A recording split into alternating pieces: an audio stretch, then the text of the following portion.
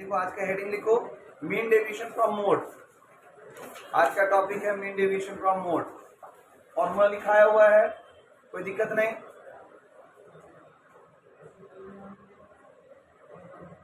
पहला लिखो individual series. Individual series देखिए, एक मिनट रुक जाइए बस।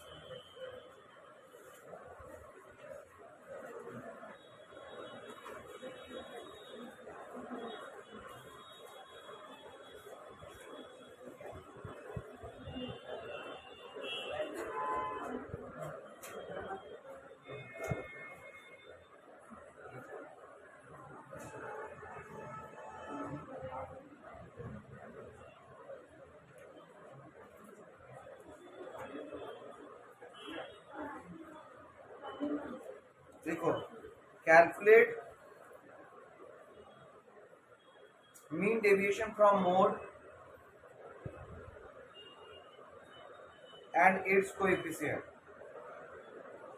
सिर्फ मीन डेविएशन फ्रॉम मोड रहने दो, कोएफिशिएंट में करना ही क्या रहता है, डिवाइड देके तो इंटू 100 करना रहता है। ठीक है, calculate mean deviation from mode, खिड़की लगा दो तो हुआ।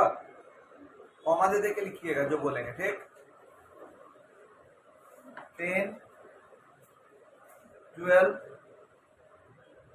10, 11, 13, 10,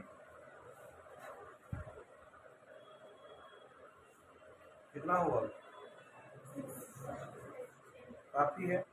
तो इसमें मोड कौन होगा बताओ? 10। क्यों? सबसे ज्यादा 10 है, इसीलिए 10 होगा मोड। तो नीचे लिखो, वैल्यू 10 हैज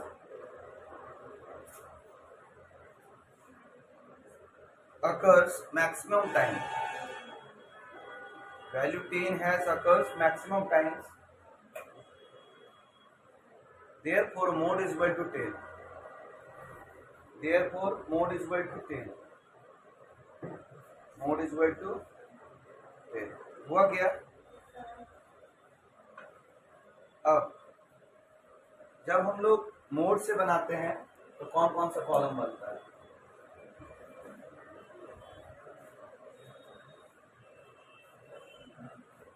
सबसे पहला कॉलम का नाम है x। देखो हुआ क्या? दूसरा कॉलम का नाम है under mod x minus Z. पहला x, फिर under mod x minus Z. x क्या क्या था प्लीज बताओ? 10, 12, 10, 11, 13, 10। कोई दिक्कत? तो हम लोग मोड कितना आया है? 10। तो 10 minus 10 0, 12 minus 10 2, 10 minus 10 0, 11 minus 10 1, 13 minus 10 3, 10 minus 10 0। इसका टोटल क्या हो जाएगा? Sigma under mod x minus Z is equal to कितना हो रहा है? 6।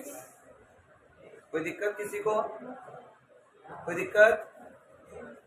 आगे बढ़े। अब सबसे पहले मतलब फॉर्मूला क्या है? Small delta Z. Mean deviation from mode को रिप्रेजेंट कैसे करते हैं हम लोग? Small delta Z is equal to sigma under mod X minus Z divide by N. तो कितना आया? 6 डिवाइड बाय 6 कितना आ रहा है? 1। तो यही आंसर होगा। कोई दिक्कत है? कोई दिक्कत? कोएफिशिएंट निकालना रहता तो क्या होता? सिंपल सा काम होता कि अगर कोएफिशिएंट बोलता तो small delta Z divide bye Z मतलब इंटू 100, मतलब 1 डिवाइड बाय 10 इंटू 100 मतलब 10%। आंसर क्लियर हुआ? समझ में आया? अगर कोएफिशिएंट निकालने बोलता तो इस फॉर्मूला में हम लोग बैठाते, कुछ प्रॉब्लम है, समझने में कोई दिक्कत? अब लिखो डिस्क्रीट सीरीज। सबको आया ना ये समझ में? कोई दिक्कत नहीं ना है? लिखो discrete series. Calculate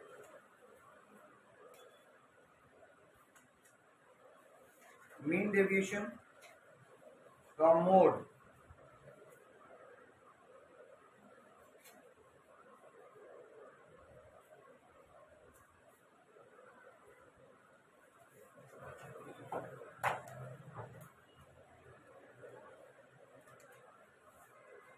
continuous series ही पढ़ना रहता है इसमें। पढ़ोगे तो सारे पढ़ो, सब बन जाएगा। देखो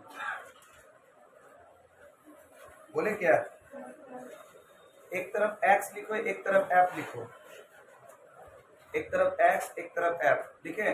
x में लिखो 4 6 8 10 12 14 16, 4 6 8 10 12 14 16। हुआ क्या? अब फ्रीक्वेंसी में लिखिए 2 1 3 6 4 3 1। हो गया? कोई दिक्कत इसमें? पक्का? अब देखो इसको सॉल्व करने के लिए हम लोग को मोड भी चाहिए। तो सबसे बड़ा फ्रीक्वेंसी किसका? 10। 10 का सबसे बड़ा फ्रीक्वेंसी है, क्यों? 6 सबसे बड़ा है, तो मोड का वैल्यू क्या हो जाएगा? नीचे लिखो वैल्यू 10 हैज मैक्सिमम फ्रीक्वेंसी।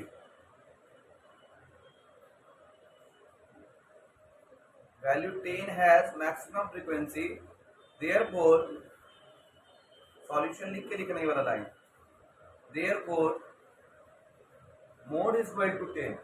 हो गया? Mode is equal to 10। यहां तक कोई दिक्कत है किसी को? हाँ, अब हम लोग इसको सॉल्व क्या कैसे करेंगे? टोटल कॉलम बनेगा हम लोगों का, इससे कितना बनेगा? बनाते ही बनता है।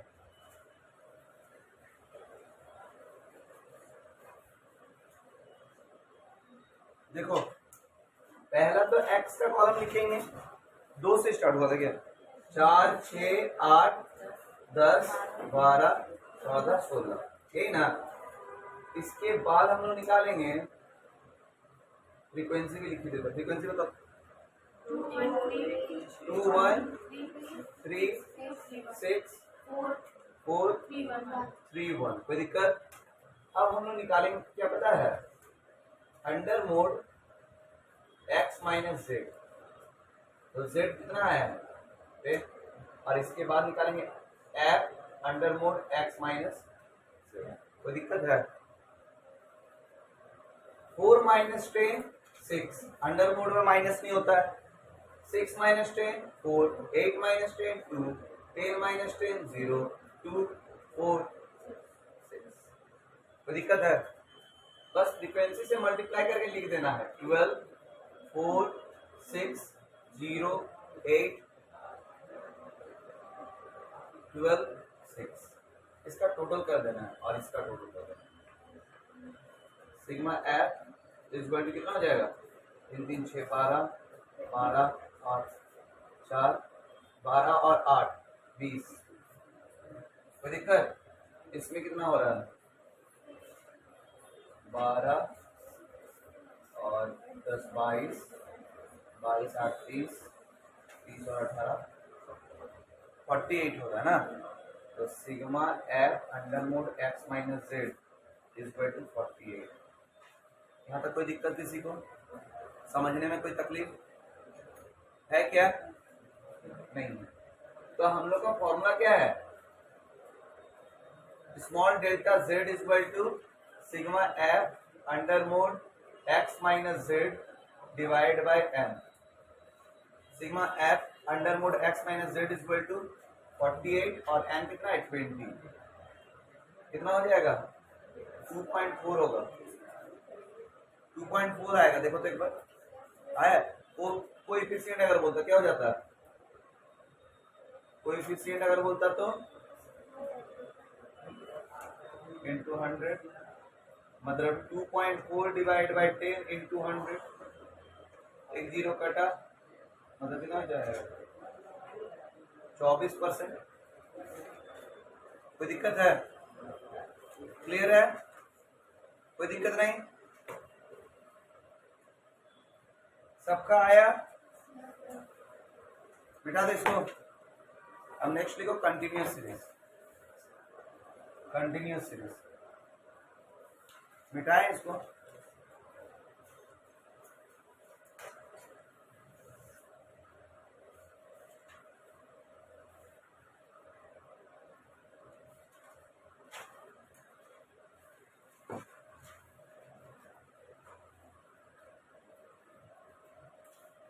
बोले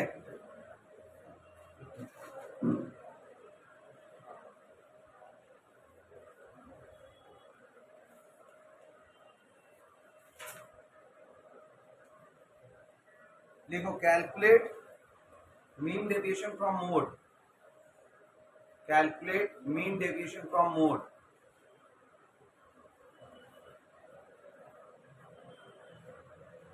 एक तरफ क्लास और एक तरफ फ्रीक्वेंसी। क्लास में लिखो 5 से 15, 15 से 25, 25 से 35, 35 से 45, 45 से 55। फिर फ्रीक्वेंसी में लिखो 6, 9, 15, 14, 6। हम लोग बोले थे कि जब ऐसा कुछ हो तो हम लोग ग्रुपिंग नहीं करेंगे, डायरेक्ट जिसका फ्रीक्वेंसी बड़ा रहेगा उसी को लेकर फॉर्मूला 1 का यूज करेंगे, बोले थे ना। तो सबसे पहले नीचे आ जाओ, बोले सॉल्यूशन में आ जाओ। टोटल तुम लोग बनाओ 5 कॉलम। पहला कॉलम का नाम लिखो क्लास, दूसरा कॉलम का नाम लिखो फ्रीक्वेंसी, तीसरा कॉलम का नाम लिखो मिड वैल्यू ब्रैकेट में x, मिड वैल्यू ब्रैकेट में x। चौथा कॉलम का नाम लिखो under mod x minus Z, under mod x minus Z हुआ। और फिर F under mod x minus Z, x minus Z. ठीक है, हम मोड निकाल दे रहे, बाकी सॉल्व करने का जिम्मेवारी आपका। ठीक है, फॉर्मूला में तो बस बैठाना रह जाएगा। ठीक है, क्लास सेम टू सेम लिखो, फ्रीक्वेंसी सेम टू सेम लिखो और मिड वैल्यू खुद से निकालो।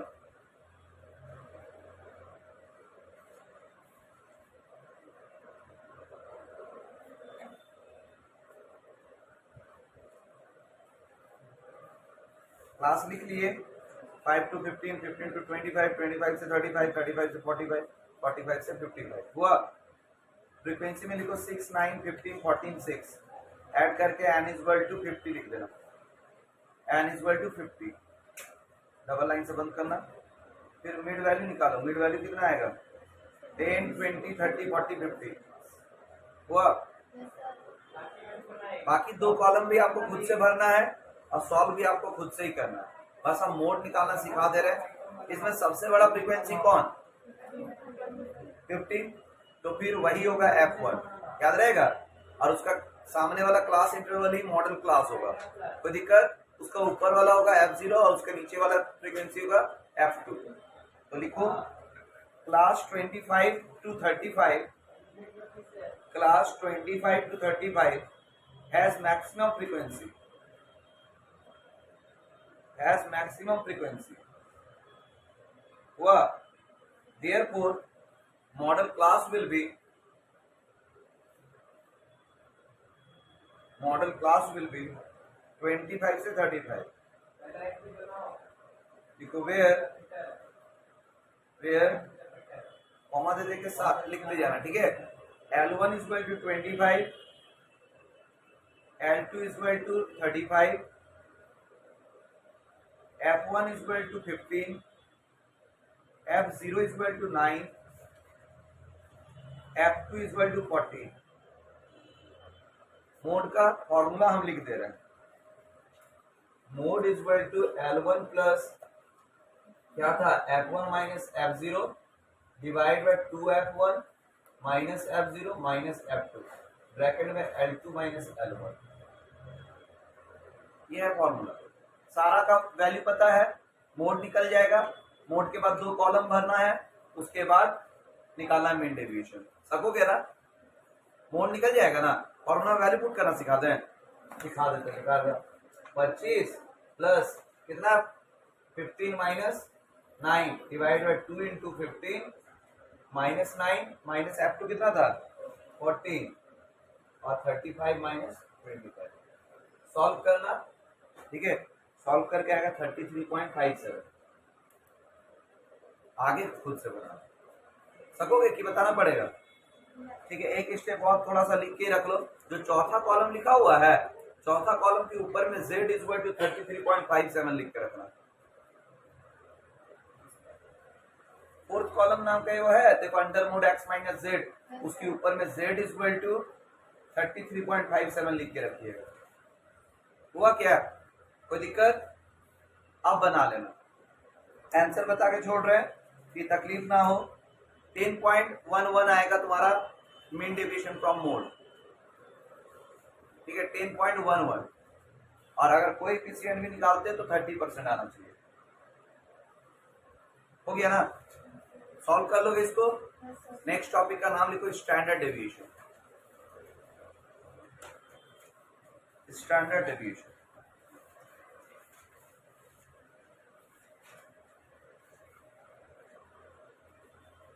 ठीक है। ये थोड़ा सा कैलकुलेटिव होता है, ठीक है, रूट वाला कहानी है ना, तो थोड़ा सा कैलकुलेशन इसमें है। रूट कम से कम घर में 2, 4, 5, 10 अपने से ले लेकर रूट निकालने का आदत बनाओ, ठीक है। तो इससे क्या होगा, थोड़ा सा इसमें भी मजबूती आ जाएगा और तुम्हारा लाइफ में भी मजबूती आ जाएगा, ठीक। तो रूट निकालना सीखना। कौन सा? डिवीजन मेथड से बनाना, ठीक। 50 तक तो नॉर्मली बहुत कोई याद भी रहता है, तो तुम लोगों को तो याद नहीं है, ठीक। तो तुम लोग को करना क्या है, कम से कम डिवीजन मेथड सीख के रखेगा ना, या रखोगे तुम लोग तो कभी तकलीफ नहीं होगा। डिवीजन मेथड से लगभग 10 को स्क्वायर रूट निकाल के रखना, दिखाना कि हम बनाए, रफ में बनाना। जो पीछे पेज में कैलकुलेशन करते हैं ना, वहीं बनाना 10 को। और इन्हें के अंदाज छोटा छोटा ले लिए, नहीं डेसिमल्स वाला लेना, 5 डिजिट वाला लेना, वैसा वाला लेना। अगर बड़ा कैलकुलेशन कर लेते हो तो फिर तुम सीख गए, ठीक है। कोई दिक्कत? लिखो, पहला लिखो individual series. Individual series,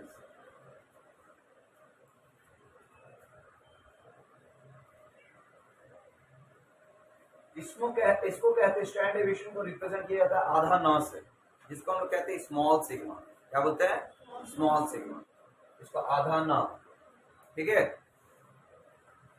small sigma is equal to root under sigma B square X by N minus sigma B X by N का होल स्क्वायर। ये है फॉर्मूला। स्टैंडर्ड डेविएशन को क्या चीज से रिप्रेजेंट करते हैं? स्मॉल सिग्मा से। और small sigma is equal to क्या है? Under root sigma D square by X, D square X divide by N minus sigma D X by N का होल स्क्वायर। याद रहेगा? इसका कोएफिशिएंट भी लिख लो।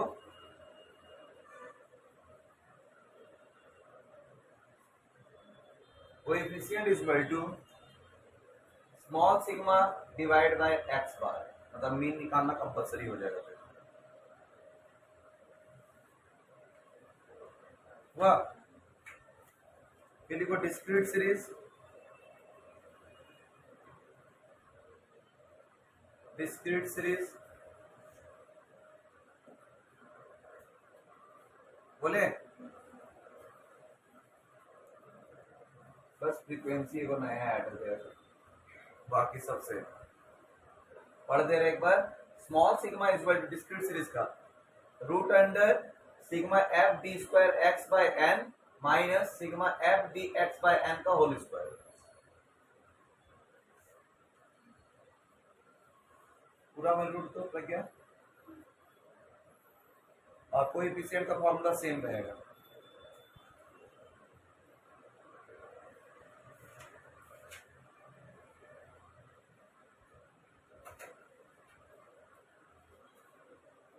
हुआ आना कुछ तो होगा। और जब कंटिन्यूस सीरीज से बनाओगे ना तो ट्राई करना स्टेप डेविएशन का फॉर्मूला वाला जो ना डीएस निकालते थे उससे बनाना, आसानी से बनेगा। तो इस जगह पे क्या हो जाएगा, देखो कंटिन्यूस सीरीज, बस इतना ही देखो, sigma F D square S और सिग्मा एफ डी एस, बस एक्स की जगह एस लग जाएगा। हुआ, ये कहाँ देखने को मिला हम लोग को, स्टेप डेविएशन मेथड में। इससे पहले जो कुछ लिखा वो कहाँ दिखता था, शॉर्टकट मेथड में। क्लियर हुआ मेरा बात? आज मिलेगा बहुत सारा सॉल्व करना, चिंता मत करो। नहीं वैसा भी नहीं मिलेगा, एग्जाम है, कब है, कल। क्या चीज का है कल, अच्छे से लिखना, ऑनर्स पेपर है ना ये, मन लगा के लिखना, मतलब एकदम पूरा 3 आवर्स लेना, ठीक है, इधर उधर मत देखना, अपना ही लिखना। गलती से अगर किसी को देखने के बहाने एक बार देख दिए कितना हुआ उतना में वो क्वेश्चन छूट जाएगा, क्योंकि उसके बाद तुम रिकवर होने में तुम्हारा 5 मिनट लगता है। गौर करना कभी, गलती से एक बार सर उठाए और किसी को देखने में बिजी हुए तो उतना में उसके बाद जो रिकवर लिखने का जो स्पीड आता है ना वो 5 मिनट्स लगता है उसके लिए, और 5 मिनट का मतलब होता है तुम्हारा एक पेज छूट गया। ठीक है, तो इसीलिए ग्रेजुएशन में देखा नहीं जाता है, ग्रेजुएशन में अपना एबिलिटी क्या है उसको रिप्रेजेंट किया जाता है। बात समझ में आया? तो कभी भी देखने का जरूरत नहीं, पढ़ के इतना जब किसी से पूछना ना पड़े, सारा चीज पढ़ा हुआ है, 11-12 में पढ़े हो, पार्ट 1 में अलग से पढ़ा है, वो भी एक बार नहीं पढ़ा है, बार बार पढ़ा है कि नहीं? तो अच्छा ही जाना चाहिए, छूट गया तो बात ही नहीं उठना चाहिए। सोचो अगर लिखने का आदत नहीं होता तो क्या होता, बस इतना ही हम बोलेंगे। अगर टेस्ट के बहाने में लिखने का आदत नहीं होता तुम लोग का तो हमको नहीं लगता सारा क्वेश्चन अटेम्प्ट भी होता, समझे? मजबूरी में एक लिखना, एक अपने मन से लिखना, दोनों में अंतर होता है। जब नहीं आता है तो सब मजबूरी में लिखता है, और मजबूरी में 4 पेज भरना बहुत कठिन है, बहुत। उसके लिए कंटेंट भी तो होना चाहिए, कंटेंट होना चाहिए कि नहीं बताओ? कि अगर हम सोचो लिख रहे हैं कि हाँ शेयर मार्केट का फीचर्स क्या है, तो शेयर मार्केट ही नहीं पता है फीचर्स कैसे लिख रहे हैं? सोच के देखो एक बार, रिजर्व बैंक होता क्या है ये किसी बहुत कोई को नहीं पता है। आज भी अगर बहुत बार बोलने के बाद भी अगर एमसीक्यू क्वेश्चन पूछ दे कि कौन है सेंट्रल बैंक इंडिया का, और 3-4 ऑप्शन देता है, central bank of India, PNB, bank of India, RBI. आज नहीं सॉरी, बैंक ऑफ इंडिया एक तुम्हारा सेंट्रल बैंक और एक होता है तुम्हारा स्टेट बैंक ऑफ इंडिया और फिर आरबीआई। 90% लोग क्या मारते हैं, स्टेट बैंक ऑफ इंडिया। और बहुत ज्यादा तेज वाले जो होते हैं ना वो सेंट्रल बैंक को मारते हैं, समझे मेरा बात? 1-2% को कंफर्म रहता है नहीं आरबीआई हम लोग का सेंट्रल बैंक। तो रीजन क्या है, क्यों तुक्का मार रहा है? रीजन है कि सेंट्रल बैंक का मतलब ही नहीं पता है। तो कोई भी चीज को पढ़ो, उसको अगर मतलब जान जाओगे ना, रटने की जरूरत ही नहीं, चांस ही नहीं रटना, यार समझ जाओ बोलना क्या कर। आगे भी जब पढ़ना रहेगा, लॉ पढ़ना रहेगा, तो लॉ में क्या तुम रटोगे? रट ही नहीं पाओगे। कंटेंट को समझो, उसमें एग्जांपल्स क्या दिया, सेक्शन याद करना, सेक्शन के अकॉर्डिंग क्या कानून बना था, बस उसको याद करना, हो गया। ये भी तभी होगा कि शुरू दिन से एक एक क्वेश्चन का नोट्स अगर बनाते रहोगे तो ही तुमको तकलीफ नहीं होगा एग्जाम टाइम। लेकिन अगर वही आखिरी मोमेंट में सर एक बार क्वेश्चन दे दीजिए ना, हम लोग लिखेंगे अब से, नहीं लिखाएगा। इसीलिए अभी से स्टार्ट करेंगे ना, हाल फिलहाल से स्टार्ट कर देंगे कि बहुत वक्त मिल जाएगा, और तब तक हमको लगता है 30-40 क्वेश्चन याद हो जाएगा। समझे मेरा बात? कोई भी चीज को शुरू से पढ़ो, टाइम का वेस्टेज करके क्या फायदा? पढ़ना तो तुम्ही को है, चाहे सेमेस्टर आए या ना आए। आप सोचो अगर हम लोग का एजुकेशन सिस्टम इतना ही बेहतर होता तो हम लोग को प्रॉब्लम ही नहीं होता। अगर एक साल के अंदर 2 सेमेस्टर होना चाहिए तो एक साल में 1 सेमेस्टर हो रहा है, तो इसका मतलब सिस्टम खराब है, सिस्टम सुधारना जरूरी है। तुम्हें सोचो 1 साल हो गया तुम्हारा ग्रेजुएशन का आया हुआ, 1 साल में सिर्फ सेमेस्टर 1 अभी चल रहा है, पिछला जुलाई में आए थे, हाँ जुलाई से जुलाई हो गया, और नियम क्या था 6-6 महीने में सेमेस्टर किया जाता है। अब टीचर्स को तो कोई प्रॉब्लम ही नहीं है, उनको तो सिलेबस खत्म करा के अपना बस पार लगा लेना है। लेकिन एक जब वो स्टूडेंट थे उनको समझना था क्या कि हमको भी प्रॉब्लम होता है अगर एक के साथ सारा सेमेस्टर आ जाए, कि भी खत्म तो 4 साल में कीजिएगा, उसमें से 1 साल बर्बाद, मतलब आप 3 साल में 7 सेमेस्टर, पहले 3 साल में 6 सेमेस्टर लेते थे, अब आपके अकॉर्डिंग 3 साल में 7 सेमेस्टर देना पड़ेगा। फिर आप सेमेस्टर 2 में भी लेट कीजिएगा, 6 महीना और लीजिएगा, उसके बाद 2.5 साल बचेगा और 2.5 साल में 6 सेमेस्टर। आखिरी का पेपर टफ है, बच्चा को 1 साल कैसे पढ़ाइएगा, फिर रिजल्ट तो खराब होगा ही होगा। आपको अच्छा रिजल्ट वाला स्टूडेंट भी चाहिए, लेकिन आप सिस्टम से नहीं चलिएगा। बात समझ में आ रहा है? तो तुमको बेवकूफ बन के नहीं रहना। अभी का जमाना में जॉब उसी को मिलेगा जिसमें स्मार्टनेस है। उतना ही पढ़ना है जितना तुम आज तक पढ़ते आए थे, वही 2 घंटा 3 घंटा पढ़ना है, उससे ज्यादा नहीं। ठीक है, बस लोगों का डिस्ट्रैक्ट, जैसा सिस्टम चला हम वैसे ही चलेंगे।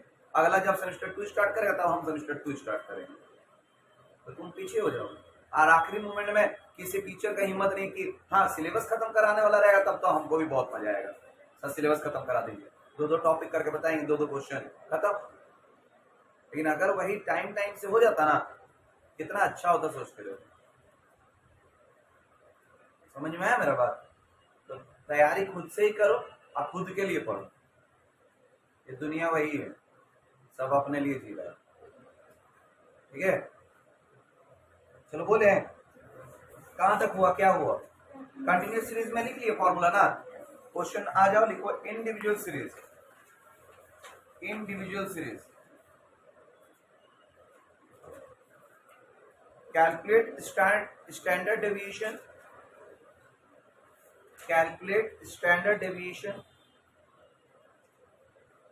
calculate standard deviation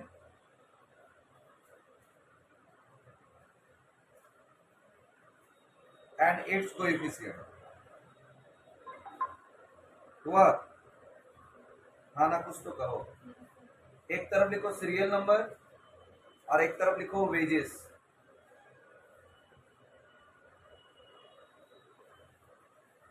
serial number में लिखो 1 2 3 4 5 6 तक, बस 1 2 3 4 5 6 हो गया। वेजेस में लिखो 50 52 55 60 48 56 हो गया। जब सॉल्व करेंगे, हम तरीका बता रहे हैं क्योंकि बहुत दिन से इतना कुछ समझा है, बस फॉर्मूला वैल्यू पुट करके सॉल्व करने का तरीका, सॉल्व करने तो आएगा ना। ठीक है, तो सबसे पहले लिखो standard deviation is equal to, individual series का फॉर्मूला क्या था? अरे रुक जाओ, रुको सॉरी, काटो, गलती से भुला गया। पहले तो कॉलम बनेगा ना, dx ये सब चाहिए ना, सॉरी।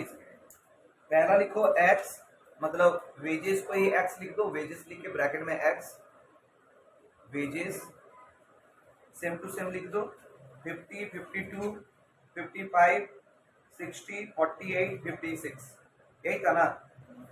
फिर नेक्स्ट कॉलम का नाम लिखो dx, ऊपर में लिखो a इक्वल टू 55, हम बोले थे ना बीच वाला लेना हमेशा, a इक्वल टू 55 लिख दिए। अब कितना आएगा, -5, लिखते जाओ फटाफट, भरा दे रहे, -5 -3 0 5 -7 1, इसका टोटल करो। Sigma dx is equal to -9, double line से बंद हुआ यहां तक। नेक्स्ट कॉलम का नाम लिखो d स्क्वायर x। इसमें क्या होता है, जो dx आया ना उसका स्क्वायर कर देना, मतलब -5 का स्क्वायर 25, लिखो 25, फिर 9, फिर 0, फिर 25, फिर 49, फिर 1, टोटल कर दो। पहले लिखो sigma d square x is equal to 109 हो गया क्या, डबल लाइन से बंद। अब लिखो नीचे standard deviation is equal to under root sigma d square x by n minus sigma dx by n का होल स्क्वायर, यही है ना फॉर्मूला। वैल्यू सिर्फ पुट करके छोड़ रहा है, थोड़ा सा जगह तुम लोग भी छोड़ देना सॉल्व करने के लिए, ठीक है। वैल्यू क्या है बताइए? 109 डिवाइड बाय n कितना है? 6 माइनस 9/6 का होल स्क्वायर। सॉल्व करके जो आएगा वही होगा। 4-5 लाइन छोड़ दो, ठीक है, 4-5 लाइन छोड़ दो, हो गया क्या? फिर 4-5 लाइन के नीचे लिखो x बार इक्वल टू, क्योंकि dx निकला हुआ है तो शॉर्टकट मेथड से नहीं निकल जाएगा मीन। x बार किसका फॉर्मूला होता है? तो किसका ये होता है? मीन का। तो फॉर्मूला क्या होता है शॉर्टकट मेथड का? a plus sigma dx by n, हाँ या ना? तो a कितना है? 55 प्लस -9 डिवाइड बाय 6। सॉल्व कर लेना, 4 लाइन छोड़ दो, हो गया। फिर लास्ट में लिखो कोएफिशिएंट, 4 लाइन छोड़ के coefficient is equal to, formula क्या था?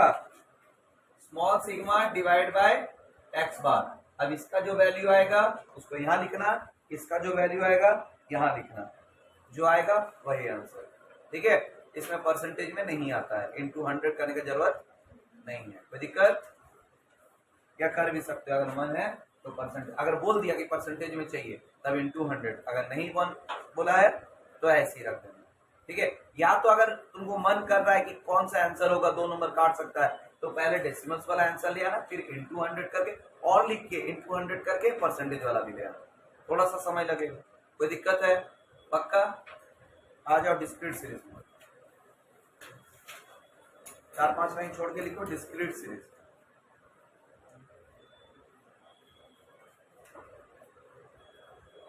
लिखो calculate standard deviation, calculate standard deviation.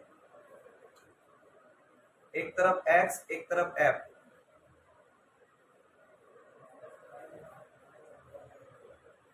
x में लिखो 5, 10, 15, 20, 25, 30, 35, 5-5 का डिफरेंस 35 तक।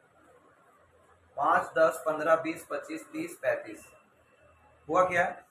फ्रीक्वेंसी में लिखो 2, 7, 2, 7 हुआ, 11, 15, 10, 4, 1, ठीक है। सॉल्यूशन में आ जाओ, हम सिर्फ कॉलम नेम बता रहे हैं, ठीक है, भर के लाने का जिम्मा आपका, ठीक। पहला कॉलम का नाम लिखो x, है ना तुम्हारे पास अवेलेबल x, उसके बाद dx ब्रैकेट में x minus a, second column का नाम।